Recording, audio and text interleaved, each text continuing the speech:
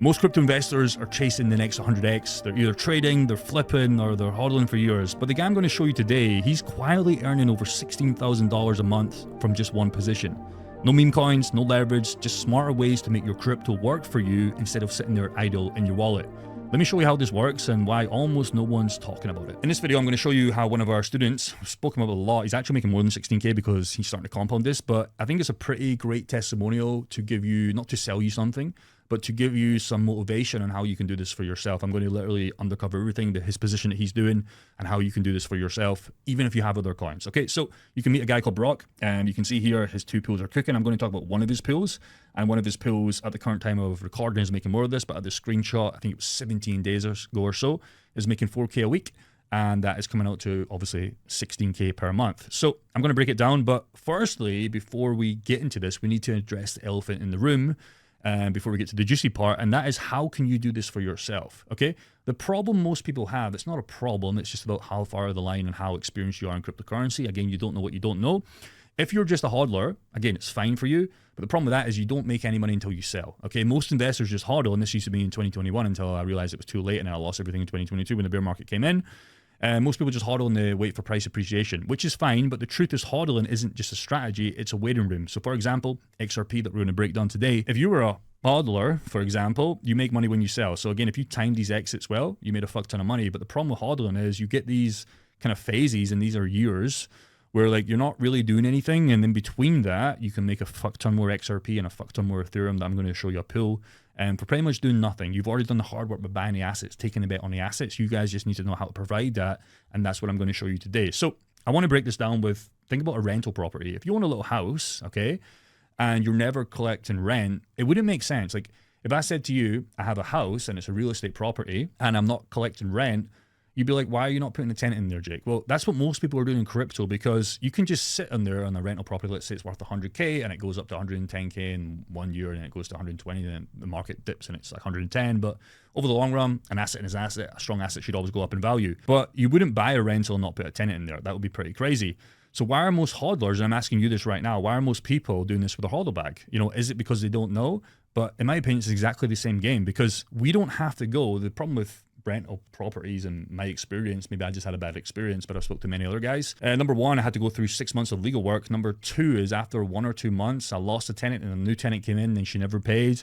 And then pretty much what happened to that last tenant, never paid. She pretty much wrecked the property and I pretty much made no money. Okay. So that could just be a bad experience, but I've heard that happen to a lot of people. So again, we can't just get instant guaranteed yield like you can with crypto, where it's just done. Once you click a button, it's done. With a rental property, you have to screen the tenant, you have to make sure the tenant's good, you have to go through legal work, and you do all this for basically no yield. Okay, again, nothing wrong with rental properties. I think, you know, if you're a big player, you should definitely invest outside of crypto, but the smaller guys with 50, 100K, although it's a lot of money, like you can't really get started in the game anymore. Okay, so if we look at Brock, what Brock did that many others are doing differently, okay, he used LP, a liquidity position or a liquidity pool, and pairing assets. So in this example we're going to give you on his pool, his live example pool that he still has today, by the way, is Ethereum XRP to provide liquidity, right? So again, he already came to us, he already held these assets anyways, and he just said basically, Jake and Parker, which is one of my co-men in the group, he just said, okay, how can we get extra yield in this? So what he does now is he earns yield from trading volumes and fees, etc., etc. So if you have 160K, I know it's a lot of money, but just bear with me. If you have 16K, it's basically the same maths, right? The goal is to obviously get there down the line. And if you're looking at Safe Pool, we aim for 8 to 12% per month. That's averaging 16K per month in yield. And if the caveat to this is if you're compounding, like if he's chucking that 16K back into the pool, which he is, that's where it can get crazy once you get to that 6-figure mark or even high figure mark. And then if Ethereum and XRP goes up in price, which it has done, okay, since he's been holding Ethereum and XRP, that is when you get two sides of that story compared to that real estate example. You know, Brock doesn't care if the market goes sideways, he still gets paid. That's the difference, okay? So an example I'm going to give you, it's actually a live example, but there's many more examples you can do. You come on VFAT, you type in XRP and Ethereum, and you can see a bunch of options. You can see, for example, again, his is a wrapped version. You can see so many options. You can see one here is paying 165%. You would obviously have to bring up the ranges a little bit, and you're going to get paid a little bit less. But the whole goal here is not to just find the best yield. It's to find, you know, good TVL, what coins you believe in, other platforms you can come on, DeFi Llama, and you can just start typing in XRP and Ethereum if you did hold this, and then you decide whatever, you know, one you want to go with to actually go with it. Again, the whole point here is shopping. You're going to see a bunch of different TVLs. You're going to see a bunch of different coins. You know, if I just type in AVAX, for example, that's another good one. If you guys have AVAX, You can see some crazy yields here for holding AVAX anyways that you wouldn't get paid for doing anyways. So that's the point. It's about shopping, understanding it, and just seeing like how far you can scale this. So that's the first step, awareness. The second step is actually doing action. And the next step is obviously tracking it towards your goals. If your goal is 1K per month and you're looking at 10%, you need about 10K. If your goal is 10K per month, you need about six figures, okay?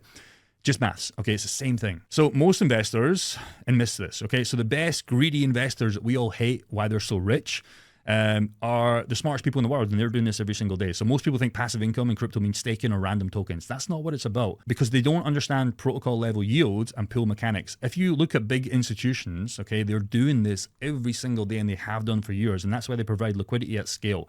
Once you get to the crazy levels, if you ever get there, you don't have to get there to live the life that you want, live in Thailand or live in Dubai. Like, you know, chances are to live in Thailand, you only really need 2 to 3K per month. And if you have a 30K portfolio, you could pack up shop and move if you want. That's the crazy thing, because the smartest money in crypto earns on every trade, not just bull runs. A perfect example is Coinbase.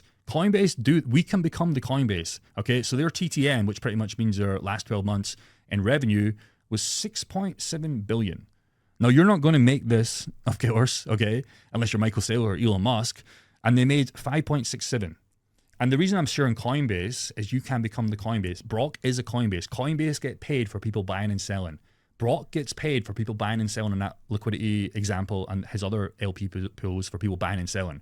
You can do the same thing without having to have a massive business, without having to manage team. Sitting in your boxers in your room, you can earn Coinbase fees. That's the difference. So the big boy lesson here is build for yield and not luck. We're only starting this with coins that we believe in for the bull run, then you can scale, okay? Price speculation is emotional, yield is maths. Your portfolio should generate constant inflow even in red markets, okay? And the caveat of that is why it's so good is you get to buy those coins at cheaper prices, okay? Because you're buying them for cheaper if the prices go down in coins, and then when they eventually go back up, like they always do on strong assets, you make a fuck ton more. Because you can balance active and passive positions. Like, you don't have to do 100% DeFi. That's not what I do at all, but you can do that to maximize the long-term income and growth. And once you get your feet wet, you can start to deploy more once you get comfortable. So if you want to understand how Brock and others are doing this, a quick plug here, and monetizing their assets and turning their portfolios into income-generating machines in a more step-by-step way, I will share this with you. It's the first link in the description.